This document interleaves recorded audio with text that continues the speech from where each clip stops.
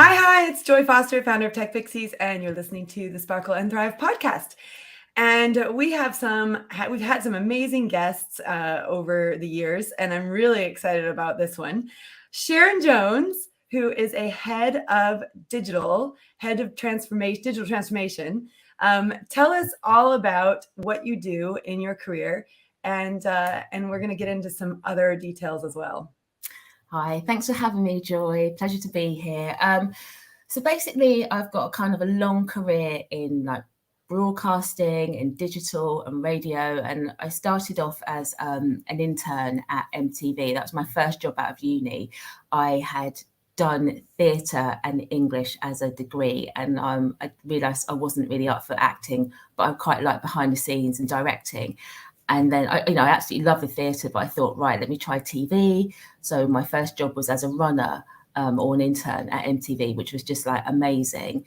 It was super hard to get into. I think I'd written off millions and millions of letters. And I think I remember writing a letter, because it was back in the day. And we sent emails, and it was basically, I sent it on yellow paper, and I said, I really want to work here. I've got a great pair of Nikes. I'd make a great runner. And that kind of, you just had to stand out. It's so hard to stand out. And I think just different color paper and just talking about trainers and running helped me get an interview and get a foot in the door. So yeah, I started off in TV, and then I kind of worked, trained as a journalist, worked in journalism. Then I got into digital, kind of went into radio, back into broadcasting, working at Sky, and working in some brilliant channels, Sky Arts and Sky Atlantic, to name but a few. And then I've worked in not-for-profit for the last 6-7 years, and it's been a really interesting journey, but mainly digital for the last best part of 10 years. So tell us more about the role that you're in, because it's a role that is relatively new. Like, this role didn't exist 10, 20 years ago. So tell us about the role that you're in and why it's a great role for women in particular. Because I think a lot of the digital tech jobs that exist have primarily been dominated by men, but we're starting to see more and more women going into them. How explain that side of it a little bit more. What the role entails. Sure. So I'm a head of digital innovation, but I've also been a head of digital. And essentially that means looking at digital in its entirety. In essence, I've looked at starting new websites, looking at social media, any products, so podcasts or any outputs, and getting it out to your audiences. And essentially I've kind of done transformation pieces where I've overhauled the website, looked at the user journey, looked at the content, strategized it, new content strategy, new digital strategy. And I think what's been really great about these roles is that they're really varied. So I haven't come from a tech background. I didn't do a coding degree or anything like that. I did, drama, like I said, drama and English. But those kind of skills have helped me to get where I am now, obviously through other means of media. I think for women, it has been challenging. You're always kind of a lone voice, especially as a Black woman as well. I'm always kind of the only brown face in the room, and that comes with its challenges as well. But I'm also quite tenacious, and I don't really give up that easily on things. I just think it's a really interesting role, especially now. Like you said, it didn't exist, 15, 20 years ago. But now everything's digital, and that's been definitely driven by the pandemic and how everything has been accelerated through the past couple of years. It's so important now. Well, we have a growing number of women in our community that come from ethnically diverse backgrounds. And I know, working with them, there have been many more challenges than working with white women. And of course, white women have challenges that men don't have. And, it sort of goes, there's just different challenges. We also have people in our community from different sexual orientations, varying sexual orientations. And so it just, I find, and neurodiversity as well. So there's various challenges that people face that hold them back from moving forwards. And you've experienced that as coming from an ethnically diverse background. What are your, well, there's two sides to the story, right? There's what can the prospective employee do, the person looking for a job do to increase their chances of getting past that firewall that seems to keep a lot of people out. But also, what can employers do on the other side to make it a more inviting environment for people from ethnically diverse backgrounds in particular? Yeah, I mean, there's so much, it's such a live topic right now. So much can be said from both sides, positive and negative. I think in my experience, the barriers have been more around, when you go into a workplace and you face kind of microaggressions again, and that's been probably the most challenging side. I haven't faced out and out overt racism. I think it's been helped that I have quite an English name, so on paper you wouldn't necessarily know what I look like, what I sound like, or anything like that. And I think that has been one of the things where people then meet me and then go, oh, and then you realise that you weren't expecting what I look like. Yeah, but what you say is so true, because I just did a podcast on manifesting your dream job, and one of the things I talked about was how artificial intelligence has affected the recruitment process. And if you have an African name or an Asian name, you get filtered out just based on the name. And I had a great conversation with Padma Knowles, who's one of our students, and she's a careers coach. And I said, I mean, is it worth changing your name? And she said, well, I wouldn't change my name. And, and I'm not suggesting we do, but I had my last name, my maiden name was Farrenkrog. And it was a real mouthful, and a lot of people couldn't say it. And of course, once you know it, you know it. And I think that's the thing. Like, anytime there's a name that's maybe more complicated to say initially, once you actually know it, it becomes sort of ingrained, and it sort of works in your favor. But I did consider changing it before I got married. I considered changing it just to like Farron or to, Hamilton. Or I remember when I said to my parents I wanted to change it to Hamilton, and they were like, what? Why? And it was just like, it's so hard for people to say it and they don't get it. But that is a factor. The name is a factor. And you should definitely not change your name.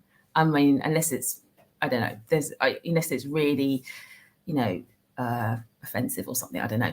But I feel like, that is a name you're given, and it's for other people to accept that and understand that. And obviously for AI, the way that, it's been shown to kind of single out and have a bias in itself, is even more reason to like not change your name. I would say in terms of, what employers need to think about is, what are their diversity and inclusion and equality practices? What are the policies? Have they just been put in as a tokenistic effort, or is there, have they got years of doing some good work in that area?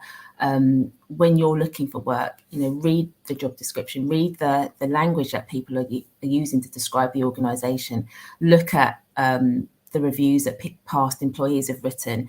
You've got, obviously, there's big names out there, comparative sites, Glassdoor being one of them, where you can go and see, is this the organisation I want to work for? Think about your values. What are your values that are part of your criteria of an organisation or a company that you want to work for? That, those things are really, really key. Some places are trying to do some good work. They might not have had a great reputation in the past, and now they're genuinely trying to make things better. Don't necessarily discount them. There is some good work going on out there, but equally sort of trust your heart, go with your guts, and sort of, don't give up, essentially. But I love how you did things differently for the MTV job. Have you, and that was one of the things that you did to sort of stand out from the crowd. What are, when you think about your career trajectory and how you've changed careers, what's helped you, for example, in your current head of digital role? How did that come about? How were you able to get into that role? I think, I crossed over from a children's charity into health and care, which is like completely separate sectors. But the skills that you have for a head of digital are the same, whatever area that you move into. So I think it's about having those core skills. Like I said, I did, English and drama as a degree. So English, you're always going to need in like every single job. You need to be able to write emails. You need to be able to speak, So if you've got skills, and did journalism, so that writing thread has always carried me through all of my roles. So I think it's about having core skills and then sort of highlighting them, you know. And if you've got stuff that you do on the side, like I write a children's column, so I write, you know, about children's books. I keep that writing up, and sort of passions on the side. I think it's really important to keep doing bits where you can. Obviously, don't stretch yourself too much, but I think that would be like my best advice. And then the jobs that you want to go to, you just use those transferable skills, and that will really stand you in good stead. You know, the world's changed a lot now, especially in the last 2 years since George Floyd, Black Lives Matter, but there's still so much work to be done. And I think it's just, there's a lot around tenacity and just being dogged about stuff. And shining a light on organisations that are doing well. But also, if you're in an organisation and you're in a particular network, if you've got, you know, an LGBTQI network, if you're in a women's network or, you know, disabled network or anything, how can you help your organisation to become more diverse and inclusive? You know, use your voice where you can to make those changes, so it makes it easier for everybody else coming up in more junior positions or thinking of starting out in a particular career. If they see people who are in those positions who are higher up, that gives you more inspiration. I had a couple of people I saw when I was starting out, but it was really, really rare. And you just had to kind of just keep going. But now I'm always happy to help other people. Like always, I think it's partly my job to do that, open the door. Well, and I'm so thankful, because when I was looking for people to interview about the challenges that they face in the workplace, but also to inspire others to go for the big roles that are out there, I really wanted to find some powerhouse women like you. And I'm so delighted that you replied and wanted to come on and talk about this. So thank you for that. Let's talk about allyship. How have you had people who have been allies along the way, and how have they helped? And how can people who don't face the same challenges help those who are facing those challenges? Yeah, definitely. I've definitely had some good allies in my career, and it's just about showing up. It's about, you know, I'm an ally to other sort of disadvantaged or underrepresented voices. So you know, I've been on both sides of that coin, and I think that it's important to, you know, fly a flag, even if that's not your worldview or where you come from, to help others to, you know, have their voices amplified. I think that's really, really important. And I've had it in a number of jobs where you've just had people who've got your back, essentially. They don't know the shoes that you've, you know, don't know the road you've walked on, but they are there to help you along the way. And I think that's really important. And when you have been progressing in your career, so if we just shift back to your career, because I think your career is super interesting, especially for people who might have come out of the Tech Pixies program. So a lot of people in the Tech Pixies program, majority of them are they're either getting their social media management certification, they are either starting their own business, leveraging social media in order to do that. They might be coming out of teaching or out of nursing or out of a different career and wanting to switch into a more digital career, or they are becoming social media managers, consultants, strategists, trainers, etc. And I feel like head of digital is actually a role to aspire to as you come out of being a social media manager, consultant, strategist. So, you know, you talked about social media and your background, and you talked about strategy, etc. How were you able to collect the other skills that you needed to move into a head of digital role? Because I find this is going to be really fascinating for a lot of our graduates of our social media mastery program. Yeah, I mean, you don't come to a role having every single part of the job description. You know, you're going to have like 80% or 70%, and then the rest is either you don't have it, and that's going to be the stretch for you. So I think in the roles that I've had, which haven't been, you know, head of digital, and I'm working towards that role, it's kind of getting involved in projects that will give you that stretch and doing things that, you know, volunteer yourself for things that are going on, which will help you get there. Like, look at what you need to do to be that particular role, and where are your gaps, and where the gaps are is where you want to try and fill them in your current role, if possible. If not, you might have to go and, like, you know, do something elsewhere, kind of not necessarily side hustle, because I'm not really into that, but just find that experience. And you may have to move roles in order to get that next level experience. And for me, I think I've done so many different things, but I hadn't been a head of digital. And getting that role was going to be like a big leap. But actually, you want to work collaboratively with people anyway. You're not doing all of this stuff on your own. You're working in a team. You're working with other colleagues who are helping you deliver what your objectives are anyway. So you're never kind of solely on your own. So my advice would be to, if you're looking for that next step, is try and get it in the job that you're already in by, stretching yourself for projects, getting involved in other things, and being sort of keen. And then if it's not in that role, seek out the roles. That's really interesting because I heard Dame Helena Morrissey once speak. She wrote the book, It's a Good Time to Be a Girl. I sort of wish she hadn't put the word girl in the book, but I think the point was she was saying, girls coming up, when they become women, they've got more opportunity now than we had, or than she had, or than our mothers had. And I think that's so true. But one of the things that she talked about was, if you want to be a CEO, there is a very specific plan you need to go on. And it's, you can't just expect that a CEO role is going to drop in your plate or in your lap. You've got to actually, exactly what you're saying, build the experiences into your career trajectory so that works out. So if someone was going to go for a head of digital role or work towards that, let me go back. At what point in your career, between being an MTV runner and now being head of digital, at what point in your career did you understand what a head of digital was and then map out the plan to become one? I only wish I was that organized, Joy. I don't think I've ever had a proper plan, if I'm absolutely honest. So sorry to disappoint everyone. But I think it's been a case of when I worked at Sky, I was like a multi-platform producer, journalist. So you're already making content. It's fast paced, it's interesting, it's varied. So I was already doing that. So I was using my writing skills, interviewing skills, editing skills, and that production skills. So all of that was in one role. And then you're kind of looking at how you're marketing something. So you're using marketing skills to promote a program or a product.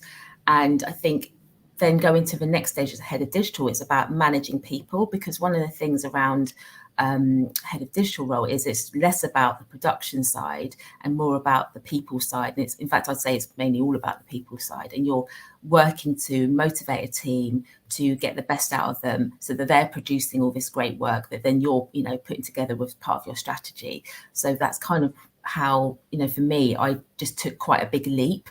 But I'd worked as a content producer for so many years. I knew what that head of digital role kind of looked like. And then when I did it, it was some of it was like what I imagined, and some of it was completely different. And also head of digital means different things in different organizations. Sometimes it's quite technical, sometimes it's more content, marketing side of things. So it just depends on what that organization needs and wants from you. Well, and you've now moved into the nonprofit charity sector, is that right? Yeah, that's right. Yeah. Which so, again is different. What's that? It's very different from commercial. That's what I was going to say. Yeah. Because I used to know someone who was, I still know her. She was the head of digital, I believe, at Oxfam. And she, it was really this digital transformation from what was kind of fill out paper forms and write checks to making donations online, et cetera. And she oversaw that entire transformation, which is pretty incredible. But the charity sector, especially the larger charities, are leaning into this digital transformation because they know they need it in order to A, survive, but B, grow. So, that's an interesting place, because I think a lot of women do care massively about the role that they are doing, making an impact on the world. So let's talk about that and why that's important to you as well. Yeah, I think after my time at Sky, I was ready for a change, but wanted to stay in the same, arena. And so I worked for a children's charity called Book Trust, and I was really passionate about children's reading. I've got children myself. I used to write, I still write a column, that type of thing. And so I was really keen to it kind of married my passions with my work. And to me, it was all about the value. I wanted to help children who didn't have access to stories and reading and books. And so that really helped drive my motivation. Not-for-profit's very different, but it still has commercial aims. You still have to fundraise and make money or have different revenue streams to help the cause that you're working for. So it's just a different spin, but there's definitely such a commercial aspect, and it helps to have commercial skills in a not-for-profit environment, because ultimately everybody wants to raise money to help further the cause, whether that's research or, you know, to create programs that help those who are most in need. So it's, you know, and you do find it's quite female orientated, because it just, you know, without being like sexist, it just seems to lend itself to that more caring side of things. But that doesn't mean that it's any less challenging, because you just have different challenges. I would argue it's more challenging sometimes. Yeah, exactly. So it's just a different spin of the same coin, essentially. But yeah, coming from a big, fast-paced organization like Sky to a not-for-profit was quite a shock. Interesting. So what would you say? So we have women in our community who are trying to get into these digital roles, that are trying to move up the ladder, or use their skills, their copywriting skills, their social media skills, their fundraising skills, all this stuff. They're trying to get into roles that matter. And when it comes to the digital side, they're also fighting the gender issue. I mean, I know in the charity sector, there's more women generally, but when someone's tried and tried and tried and tried, and it's not like they're getting interviews, but they're not getting the job, or, you know, I mean, they might be applying, but then not getting the interviews. What's your top tips or your advice to people who, you know, maybe they're getting into the interviews, but they're not getting the job, or they're not even getting to the interview stage? What kind of thoughts do you have about that? Yeah, that's a really tricky one, because I think that's like, I don't think that's necessarily a problem that's just women face. It's just really hard, and it's about kind of building that resilience, and, you know, identifying what you want about this role or this sector that you love so much that you're desperate to get into. I think maybe using your network, you know, finding people who might be able to mentor you, to help you go that kind of extra mile. It might be something really straightforward around like interview technique. You know, sometimes you might have everything on paper, but then when you actually in that interview setting, which is really artificial and really nerve-wracking, you might find yourself, you know, finding it really challenging there, and you're not necessarily showcasing what you're able to do. And that can be hard, because it's almost like a test of like, it's almost like a memory test to try and remember everything, and you know, not be nervous or be nervous, but try to remember all your answers. So it's quite hard. So there might be something around like interview training, and, you know, maybe just trying to find people in that industry already who are willing to share some tips and advice of what you might need. I think feedback is really important, you know, after an interview, or if you weren't successful making it to a short list and that organization's able to give you feedback, that's always really crucial, because then you'll be able to learn. I think if anything that I've learned from kind of many setbacks, many jobs I haven't got, or many opportunities that didn't work out, it's just learning from it and moving forward and taking those learnings and using them for the next time. And how do you keep those learnings and those from getting, you know, those the rejections from feeling personal? I think that is quite hard. I think when you're much, you know, starting out, you always think it's personally you.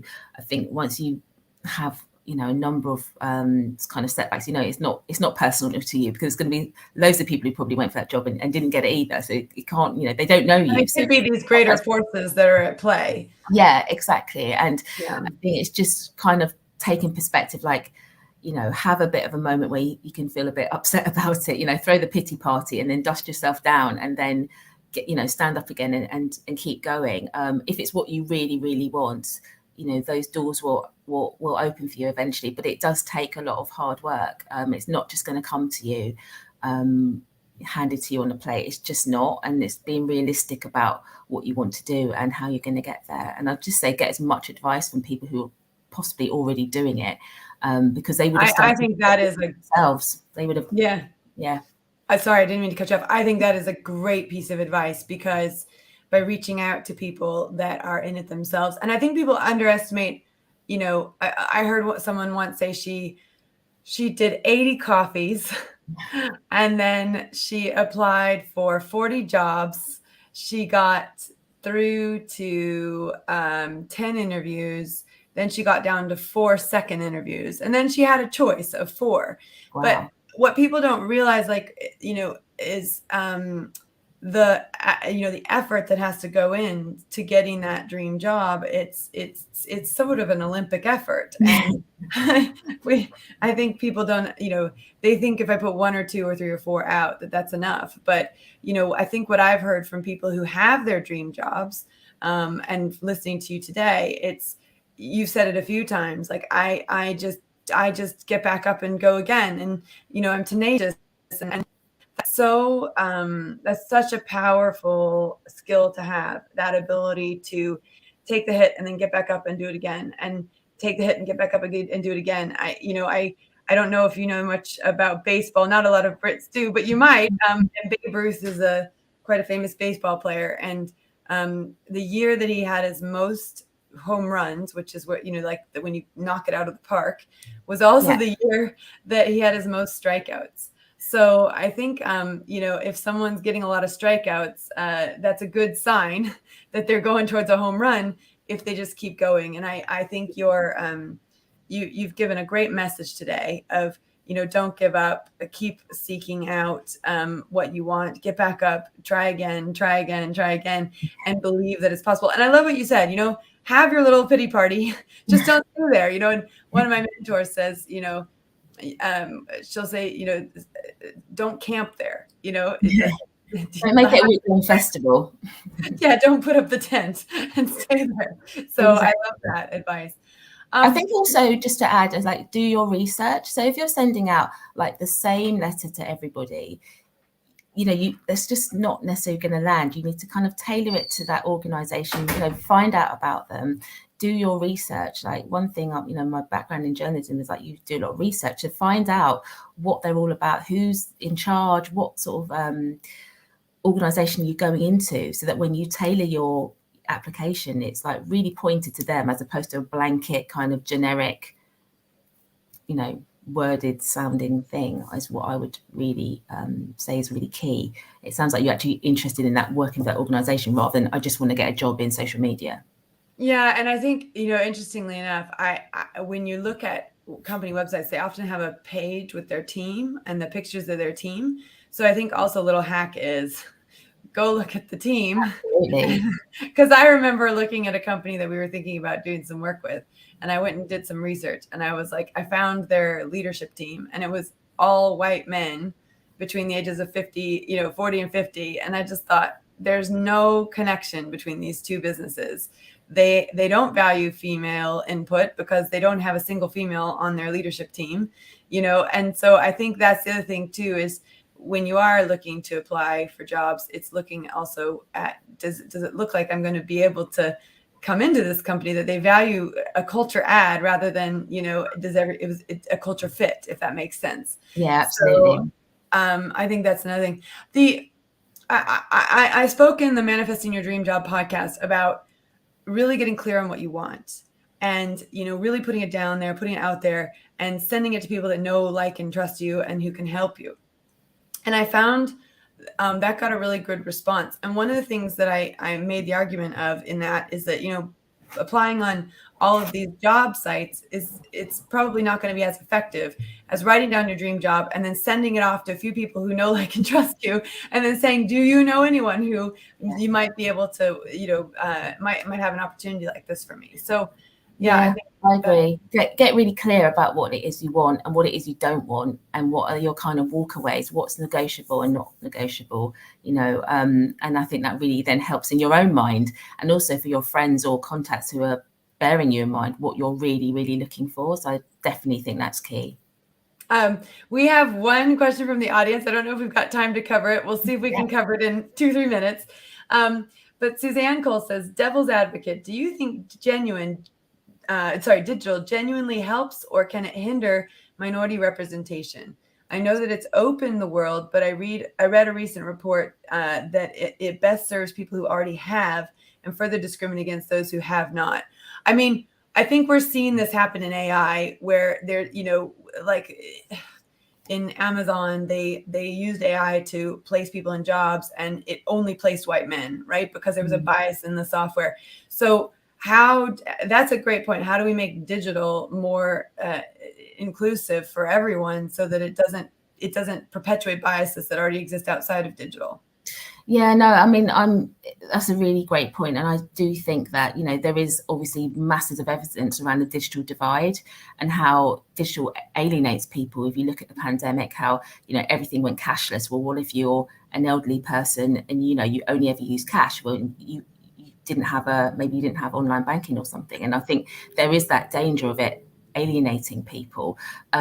If you're talking about like content marketing, which is kind of the background I've come from, I don't think that's a case of necessarily alienating people because you're trying to bring a product or a service to, a wider audience. But yes, it's definitely something that needs to be looked at in terms of the wider like infrastructure and the people who are behind these big companies around AI and coding and all of that kind of stuff, which can make that digital divide even more greater, essentially. So I don't have like the specific, like, you just need to do this, because it's a kind of systemic, wider argument around society and the biases that are faced. But I definitely think there is an element of, you can only do what you can do in your part of the in your role, but obviously highlighting that is key to kind of making those changes. And I think there are some changes in certain quarters that are being made around that. I was part of a networking group where I was the only white woman, and it was really interesting because I was saying, I have a problem bringing in diversity into my student base. And they were saying, we have a problem bringing diversity into our student base. So one of the things that we recognized in talking to each other was that when you're the leader of a community, you tend to bring in people who look like you. And so one of the things that she said, and we changed our marketing, the way we marketed as a result, one of the things she said was she worked for 2 universities, and one university had made the decision to change all of their marketing so that every single picture that was used on their brochures and on their website and in their digital had an element of diversity in it. So it was like, you can't use a picture if it's just one way or the other. And the other university didn't change their policy at all. And she said, if you walk on the 2 campuses, they have a completely different feel, a completely different visual, of the people and the dynamics. And it made me realize, okay, 100%, we have to have a very similar rule. It is challenging when you're the leader and you are one type of person to diverse, to show that diversity. But we definitely, in all of our ads, we started bringing the different amazing, beautiful women to the forefront. And that made a huge difference to it changed the way that our community was built up after that, which I think was wonderful. And I'm so glad we did that. But I think from a digital transformation perspective, that's what you got to think about. Like, what are what faces are showing up in our ads? What faces are showing up on our website and our social media content and our emails? Who are speaking who's speaking on our podcast? Who's in our videos? All those things. Yeah, I think that's one way to combat it.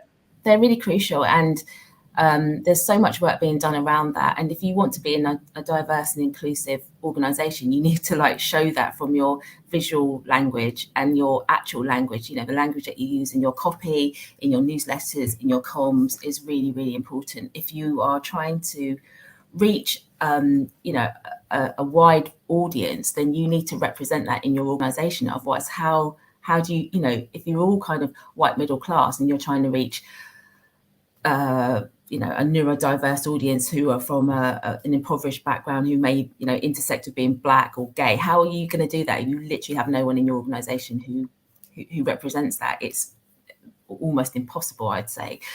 So you kind of need to have a diverse audience inside your organization, as well as the people that you're trying to serve and reach, and having photos, copy that make it inclusive, then that speaks to a much wider audience. And it says about belonging. People want to come into an organization, they want to belong. They don't want to be out on an island, looking on to the mainland when everyone's having a great time and they're not part of that. They want to be involved and be part of that organization and be welcome.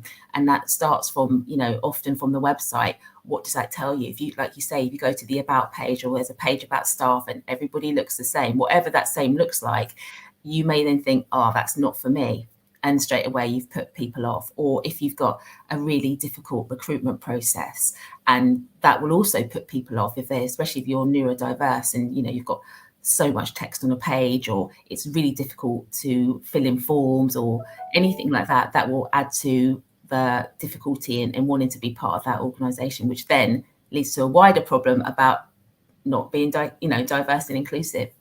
Yeah, absolutely. Well, we've had a great conversation today. I so appreciate your time and the great advice you've given around moving into a head of digital role. And I do think it's a great follow on from social media as you build out those other skill sets. And I hope it's inspired some of our social media mastery grads to look into that trajectory. And of course, hopefully they can reach out to you for some support and some ideas if they would love that. Yeah, absolutely. And how can people find you? Where's the best place? Yeah, so I'm on LinkedIn under Sharon Jones. I'm also on Instagram as Sharon Jones. So you do follow me. I can give you some places that you can contact in terms of who are doing really great work in diverse recruitment and helping people from underrepresented voices and those kind of backgrounds to, kind of be amplified and showcased. So I can send them to you, Joy. You can put them in the show notes or wherever you want to put them. I can send them over to you. I can give a shout out to a few some good people doing some good work. So yeah. Do you want to do a shout out quickly to the people? Okay, yeah. So I can very quickly. I'm going to mention 4 places. So Code Your Future. They're an organisation that are, if you know them already, so they're doing great work in helping, sort of people from deprived backgrounds to get into web development. So that's one organisation. There's Elizabeth Bannock. Oh my God, I just forgot how to say her name. There's Elizabeth from BME Pros. Bananuka, that's it, Elizabeth Bananuka, who's a powerhouse of a woman. She's doing incredible things for PR and comms if you're from an ethnically diverse background, and she's got a whole suite of initiatives that from leadership programs to if you're sort of starting out. So I'd highly recommend her. So that's BME Pros, and that's Elizabeth Bananuka. And there's a TV Collective if you are interested in getting into TV, and they do a suite of kind of recruitment roles from runners up to exec producers across all range of TV, documentaries, live shows, etc. And the last one was bamrecruitment.com, which is an organisation which they're doing fantastic work in terms of getting recruitment in a range of big organisations, small organisations, and that's run by Cynthia Davis. So highly recommend those, but I will send them over to you again, and you can we'll put them in the show notes, and we'll shout about them on social media. Such great organizations doing really important work, and I appreciate the research you did into that, and we'll definitely be shouting that out. Sharon Jones, thank you so much. I really enjoyed this conversation, and I know a lot of people will take a lot out of it. And thank you so much for your inspirational, just for being your inspirational self, because I think anyone who just needed a boost as they're working towards getting that dream job, listening to this podcast would have really helped them. So thank you. Thank you so much. You can do it. It's absolutely possible. Just don't give up. So thanks, Joy. Thanks for having me. And good luck, everyone.